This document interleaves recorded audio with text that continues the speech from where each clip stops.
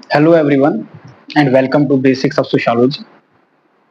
In today's lectures we will discuss the Lucknow School of Thoughts in Indian society. We will understand its origin, important thinkers and their contributions, criticism. The University of Lucknow Sociology Department was established 1921.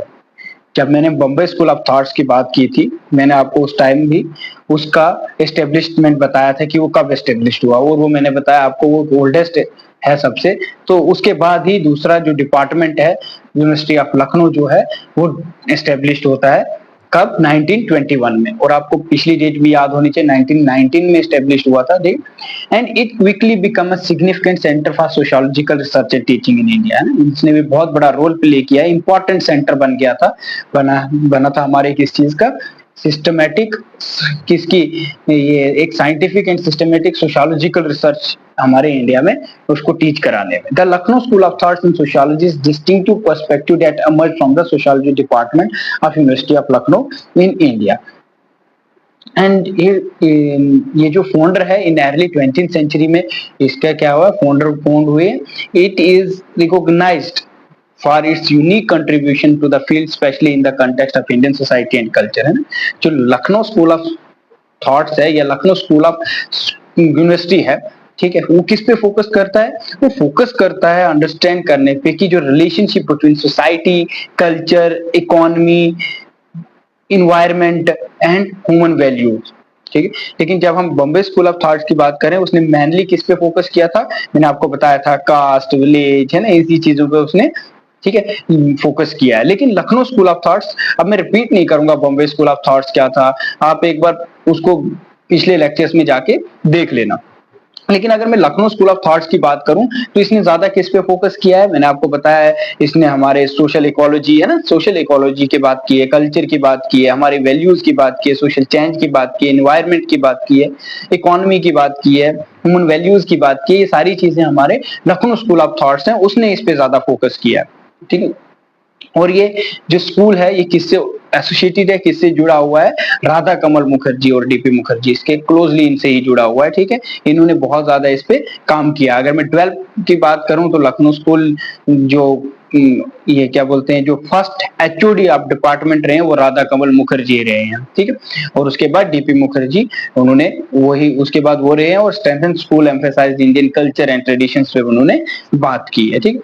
और इस school का M क्या था? अगर आपको मैं school की बात कर रहा हूं तो आपको ये डिफरेंशिएट करना आना चाहिए कि जब बॉम्बे स्कूल ऑफ थॉट्स की बात की थी उसका कुछ और एम था, या उधर वहां आप कुछ और स्टडी कर रहे थे, या और एस्पेक्ट्स को आप कवर कर रहे थे। But this schools aim to explain Indian society by combining, not आप ये नहीं बोल सकते कि ये अकेले ही स्टडी कर रहा था, नहीं, इसका एम था कि एक्सप्लेन करना इंडियन सोसाइटी को, पूरी सोसाइटी को, लेकिन combining sociology, economics, philosophy, psychology and ecology, ठीक है, इन सारी चीजों को कंबाइन करना, ये इसका एम था इस स्कूल का, ठीक है। अब हम राधा कमल मुखर्जी की बात करें, मैंने आपको बताया राधा कमल मुखर्जी जो है वो ही क्या थे, वो इनके एचओडी थे, फर्स्ट हेड ऑफ डिपार्टमेंट, ठीक है, economics and sociology was Radha Kamal Mukherjee.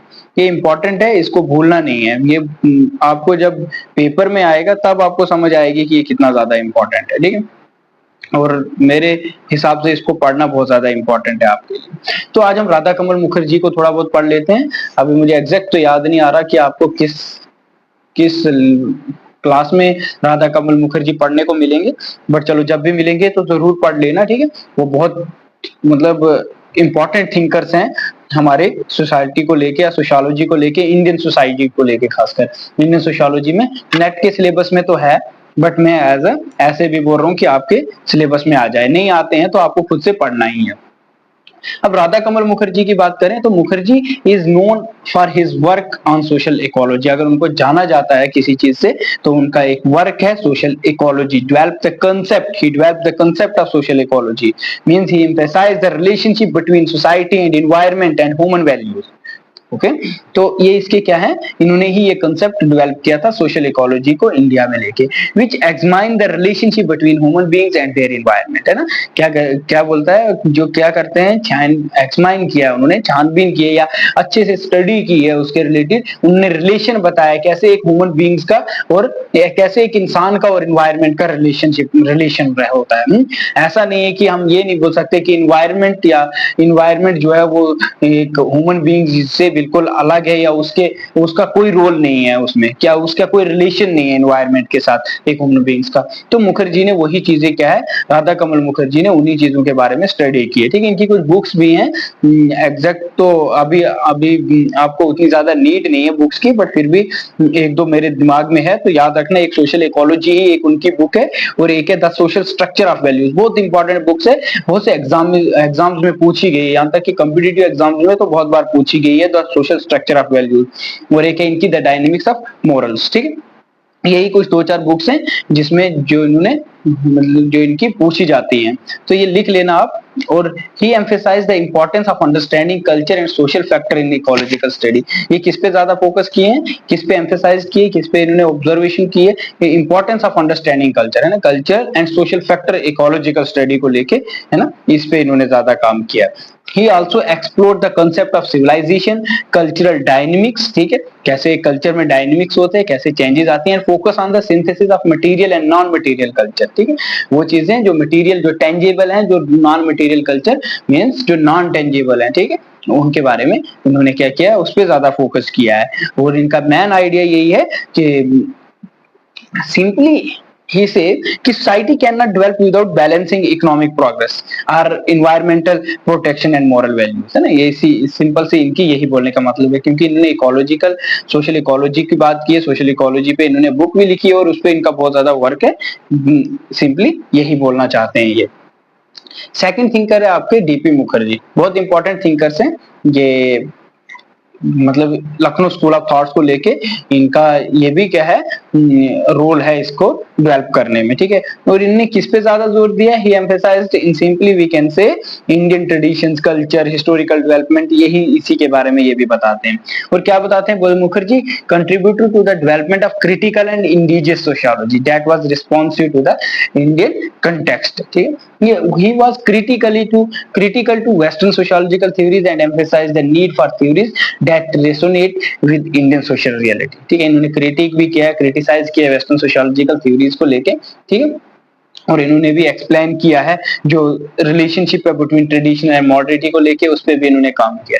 His work highlighted the significance of tradition, culture and history in shaping Indian society and he stressed the importance of understanding social phenomena through a cultural lens, है ना। Due to मतलब इन्होंने एक culture way of life से इन्होंने क्या किया है, इस चीज को इम्पोर्टेंस टू अंडरस्टैंडिंग, है ना, किसको, जो भी हमारे सोशल फिनोमिना है, कोई भी फिनोमिना है हमारी सोसाइटी का, उसको इन्होंने थोड़ा कल्चरल लेंस से इन्होंने स्टडी किया है। ठीक है, तो ये सिंपल सी बात है। अगर इनकी बात करूं, इसमें आपको कुछ उतना ज्यादा है नहीं, इनका मेन आइडिया यही है कि India should modernise while preserving its culture tradition. In simply he can say, not a we can say, he can say Indian should modernize while preserving its culture tradition। ठीक है, Indian क्या ये बोलता है Indian should तभी modernise है जब वो प्रिजर्व करेगी जो हमारे कल्चरल ट्रेडिशंस है उनको। ठीक है, सिंपल सी बात। इसके बाद आते हैं आपके नेक्स्ट थिंकर्स हैं आपके डीएन मजूमदार।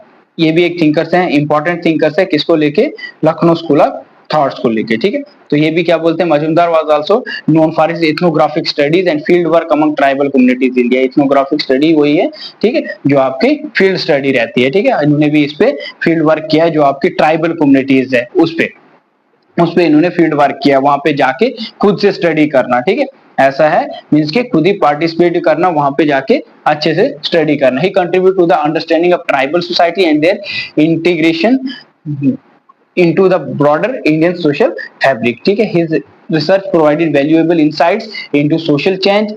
ठीक है, और भी इन्होंने रिसर्च प्रोवाइड की है और वैल्यूएबल इनसाइट्स, बहुत इंपॉर्टेंट वर्क्स रहे इनके वैल्यूएबल इंसाइट्स है। इनटू सोशल चेंज को लेके इन्होंने बात की है। Kinship and community structure in India बताया इन्होंने कि कैसा किनशिप है, कैसी कम्युनिटीज है, कैसा कम्युनिटी स्ट्रक्चर है हमारे इंडिया में, उन सब चीजों को लेके इन्होंने बात की है। ठीक है, तो और इनका मेजर थीम क्या था या फोकस क्या था लखनऊ स्कूल ऑफ थॉट्स का, मैंने आपको ऊपर भी 2-3 बार कोट करवा दिया कि इनका मेजर थीम क्या था, इनका आइडिया क्या था। इनका यही था कि लखनऊ स्कूल जो है एडवोकेट करता है for the development of indigenous sociology that reflect the unique culture, social and historical context of India. Second बोलता है scholar from the school emphasize the importance of culture and historical context हमारे sociological analysis को लेके। ठीक है, the school explore the interplay between human societies and their environment. मैंने ये आपको पहले ही बताया जब मैंने आपका एक थिंकर है राधा कमल मुखर्जी, मैंने तभी बताया था he emphasise the relationship between society, environment, human values. ऊपर ये लिखा हुआ वो भी आप देख सकते हो। और the school explore the interplay between human society and their environment. This include study how social structure and culture practice, कैसे सोशल स्ट्रक्चर हमारा और जो हमारी कल्चर प्रैक्टिस है and influenced by the ecological factors and vice versa, है ना, कैसे ये एक दूसरे के इंटर रिलेटेड है, कैसे ये एक दूसरे को क्या करते हैं, कहीं ना कहीं इन्फ्लुएंस करते हैं। ठीक है, ऐसा नहीं है कि इनका कोई रोल नहीं है हमारे सोसाइटीज में, यही इनका बोलने का मतलब है कि society cannot develop without balancing economic progress और environmental protection and moral values है सिंपली। नेक्स्ट है research from the Lucknow school often focus on dynamics of social change and continuity. ठीक है, examine how tradition practice persist or evolve in response of modern influences. ठीक है, this approach was interdisciplinary, मैंने पहले बताया, and integrating। इसमें कुछ word missing है, ये आप लिख लेना, मैं बता रहा हूँ। इंटीग्रेटिंग है, ठीक है, ऊपर इंटरेक्शंस है, ये सारी चीजें देख लेना। Integrating insights from anthropology, history, economics, ecology to provide holistic understanding of social phenomena. और ये मैंने आपको पहले ही बता दिया जब मैंने आपको लखनऊ का इंट्रोडक्शन दिया था, मैंने तभी बताया था कि Lucknow school of thoughts give greater importance to social philosophy, social ecology, social culture, civilization, values and social change। ठीक है, ये सारी चीजें मैंने आपको जब मैंने इसका हेडिंग बताया था तब ही बताया था। ठीक है, और मैंने ये भी बताया था कि the school aim to explain Indian society by combining sociology, economics, philosophy, psychology and ecology. ठीक है, वही ये चीजें यही यहाँ पे बता रहा है कि अप्रोच ये इंटरडिसिप्लिनरी अप्रोच है, integrating insights from anthropology, history, economics, ecology to provide holistic understanding of social phenomena. ठीक है, किसी भी फिनोमिना की अगर अच्छे से अंडरस्टैंडिंग की बात करें तो क्या है, ये कौन लखनऊ स्कूल ऑफ थॉट से ही किया है। ठीक है, उसी की अप्रोच क्या है, इंटरडिसिप्लिनरी है, ये आपको पता चल गया। अगर in general Lucknow school of thoughts को हम बात करें या कंक्लूड करें इसको, ठीक है, इसकी कंक्लूजन की बात करूं तो सिंपल की बात है, represent a critical and contextually क्या करता है, grounded approach of sociology providing valuable framework. ठीक है, valuable frameworks for understanding the complexity of Indian society, it contribution continue to resonate in contemporary sociological research and teaching in India beyond.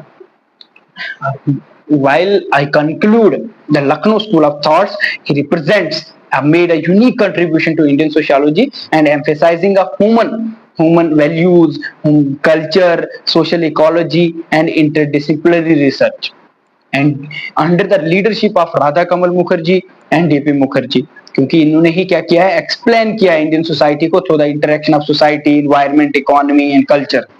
ठीक है, ये याद रखना, ये इंपॉर्टेंट है किस चीज को लेके, जब हम लखनऊ स्कूल ऑफ थॉट्स की बात करते हैं। क्योंकि अगर Bombay school of thoughts, when we differentiate between Bombay school of thoughts and Lucknow school of thoughts, in simple words we say कि Bombay school of thoughts focus on only caste, kinship, family, tribes and villages, but when we talk Lucknow school of thoughts focus on values, culture, ecology, civilization and social change. ठीक है, ये सारी चीजें आपको पता होनी चाहिए कि ये इसने किस पे बॉम्बे स्कूल ऑफ थॉट ने एम्फेसाइज किया, फील्ड वर्क को, एम्पेरिकल रिसर्च को लेके। लेकिन वो जो है लखनऊ स्कूल ऑफ थॉट ने एम्फेसाइज किया फिलॉसफी एंड इंटरडिसिप्लिनरी जो अप्रोच है, स्टडी है, वो की है। ठीक है, और जब बात करूं मैं बॉम्बे स्कूल ऑफ थॉट्स की तो ये कंबाइन करता है इंडोलॉजी विद फील्ड रिसर्च से। ये आपको मैंने पहले ही बताया है, एम्पेरिकल रिसर्च और इंडोलॉजी की बात करता है, बट जब हम लखनऊ स्कूल ऑफ थॉट्स की बात है ये कंबाइन करता है, क्योंकि ये मैंने आपको पहले ही बताया sociology with economics, philosophy, psychology and ecology पे बात करता है। ठीक है, तो ये आपको पता होना चाहिए, और फाउंडर तो मैंने बता ही दी इनके, तो आई थिंक इतना ही काफी है, ठीक है। और अगर इसकी क्रिटिसिज्म की बात करूं तो क्रिटिसिज्म यही है कि जो ये आइडियाज है ये consider highly philosophical and theoretical है, और ये कम जोर देता है किस पे, एम्पेरिकल फील्ड वर्क पे, ठीक है, जैसे कि बॉम्बे स्कूल ऑफ थॉट देता है। तो यही है कि सम स्कॉलर्स जो है वो बिलीव करते हैं कि इनसफिशिएंट है अटेंशन टू कास्ट इनइक्वालिटी, है ना, जो एवरीडे प्रॉब्लम्स है उसके लिए ये सही नहीं है, ठीक है, उसके लिए इनसफिशिएंट है, पेड इनसफिशिएंट अटेंशन, क्योंकि उसने कास्ट की बात, लखनऊ स्कूल ऑफ थॉट ने कास्ट की बात नहीं की है, इनइक्वालिटी की बात नहीं की है, या डेली की जो प्रॉब्लम्स है हमारी वो जो है हमारा लखनऊ स्कूल ऑफ थॉट जो है वो उस पर बात नहीं करता है, ठीक है। बाकी और इसमें क्या ही है, अगर मैं इसकी इंपॉर्टेंस की बात करूं तो ये सिंपल सी जो मैंने आपको अभी तक पॉइंट्स बताए कि Lucknow school of thoughts promoted an interdisciplinary approach in sociology. वो क्या है इंटरडिसिप्लिनरी अप्रोच, मैंने बताया कि anthropology integrating insights from anthropology, history, economics, ecology, है ना, ये सारी इसकी वजह से क्या एक होलिस्टिक अंडरस्टैंडिंग मिलती है हमें सोशल फिनोमेना की। और क्या बोलता है कि लखनऊ स्कूल ऑफ थॉट्स क्या करता है, इंट्रोड्यूस करता है social ecology in Indian sociology में, और ये हाईलाइट करता है किस चीज को, importance of culture, value, civilization को लेके, और ये क्या करता है, कनेक्ट भी करता है किसको, sociology with economics, philosophy and environmental studies, and contributed to significantly understanding of social change and sustainable development, ठीक है, बस यही है इसका, और इससे ज्यादा कुछ नहीं है।